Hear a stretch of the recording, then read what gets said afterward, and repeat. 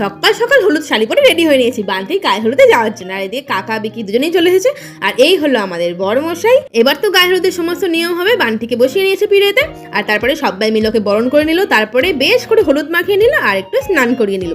তারপরে আর এই হলো আমাদের মাছের তত্ত্ব। সবাই মিলে রেডি হয়ে গেছি আমাদের তত্ত্ব নিয়ে মেয়ের বাড়ি যাওয়ার জন্য। আমাদের বাড়ি থেকে তত্ত্ব তুলে সোজা গাড়িতে নিয়ে আর আমরা গেলাম বাইকে করে। সমস্ত তত্ত্ব গাড়িতে সুন্দর করে সাজিয়ে দেওয়া হলো। তারপরে মিষ্টি দোকান থেকে গায়ে হলুদের মিষ্টি আর দই নিয়ে গাড়িতে সুন্দর করে সাজিয়ে নিয়ে চলে গেলাম সোজা আমাদের পিয়াসাদের বাড়িতে।